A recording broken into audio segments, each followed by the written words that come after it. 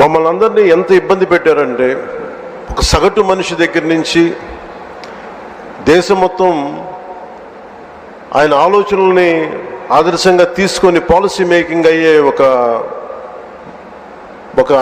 దశాబ్దాల అనుభవం ఉన్న, సుదీర్ఘమైన అనుభవం ఉన్న ఒక ముఖ్యమంత్రి గారి, ఒక తెలుగుదేశం పార్టీ నాయకుడు శ్రీ నారా చంద్రబాబు నాయుడు గారి స్థాయి దాకా గత ప్రభుత్వ పాలకులు ఎంత ఇబ్బంది పెట్టారంటే ఇంకంతా ఇంతక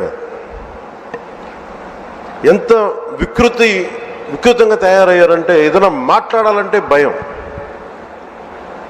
అధికార వ్యవస్థ ఒక భయం గుప్పెట్లో చిక్కుకుపోయారు. నేను అడిగేవాడిని చాలామంది అధికారులను, ఎందుకు మీరేం మాట్లాడలేదని. నాకు అర్థమైంది ఏంటంటే, మేము వచ్చిన తర్వాత నిజంగా రాజకీయ వ్యవస్థ కానీ బాధ్యతతో లేకపోతే అధికార యంత్రాంగం కూడా ఏమీ చేయలేదు, నిస్సహాయంగా చూస్తూ ఉండడం తప్ప అనేది మేము ప్రత్యక్షంగా చూసాం, అనుభవంలోకి వచ్చింది. ఇక నన్నైతే ఏ స్థాయిగా గౌరవ ముఖ్యమంత్రి గారిని ఏ స్థాయి ఇబ్బందుల్లో పెట్టారో మీరు అందరూ తెలుసు, మీ అందరికీ. కానీ నన్నైతే నాకు అనిపించేది,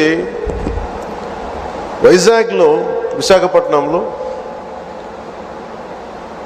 24లో 23 ఆఖరిలో ఎలాంటి ఇబ్బందులు పెట్టా, మీరు రోడ్ల మీదకి రావడానికి కూడా ఇబ్బంది పడేవాళ్ళు. వస్తే అరెస్టులు. ఈ స్థాయి, వీటి మధ్యలో అసలు భవిష్యత్తు కనిపిస్తుందా అని అనిపించేది నాకు. అసలు ఆంధ్రప్రదేశ్కి వెలుగు అనేది వస్తుందా? ఇలా భయం గుప్పిట్లోనే బతకాలా? వాళ్ళ ఇష్టానికి చట్టాలు, ఇష్టాలకి బెదిరింపులు, నోటికి ఏది వస్తుంది మాట్లాడటాలు, ఇవన్నీ చూసిన తర్వాత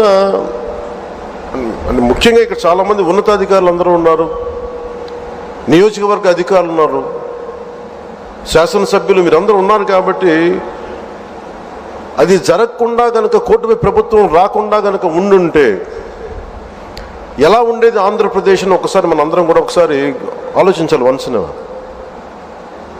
ఎందుకంటే మేమందరం కూడా గౌరవ ముఖ్యమంత్రి గారి దగ్గర నుంచి, లోకేష్ గారి దగ్గర నుంచి ఎవ్వరం కూడా ఏదో ఒక నెపం గొడవ పెట్టి ఏదో ఒకలా ఇబ్బందులు పాలు చేసి, ఇబ్బందులు పెట్టడానికి, జైల్లో పెట్టడానికి, అలా